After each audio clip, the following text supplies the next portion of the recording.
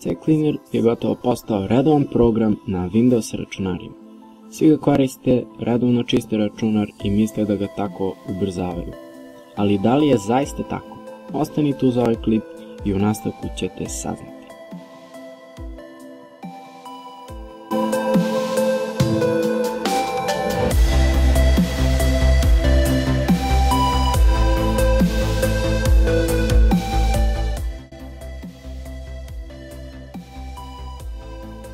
Ako ga koristite kao prosječan korisnik sa podrazumevanim podešavanjima, samo ćete usporiti računar. Kako to da on usporava? Jednostavno. CCleaner briše fajlove koji zapravo ubrzavaju računar. Primjer, briše temp fajlove koji služe da ubrzaju vaše pretraživanje internetom. Tu vaš pregledač čuva podatke tako da kada naredni put posetite neki sajt, pretraživač pročita već keširane podatke sa hard diska. Tako da sljedeći put ne mora da ih skida ponovo sa interneta. Također briše i kolačiće sajtova i ostale informacije, pa tako možete izgubiti neke sačuvane podatke automatskog popunjavanja u pregledaču. Jedino vam opcija Empty Recycle Bin može pomoći, ali za to vam nije potreban dodatni software. Druga opcija, Registry, će vam možda i pomoći.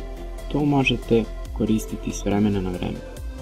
U kategoriji Tools se nalaze neke malo, da kažemo, naprednije opcije. Uninstall vam nije potreban jer on već postoji u samom sistemu. Startup također postoji u samom sistemu.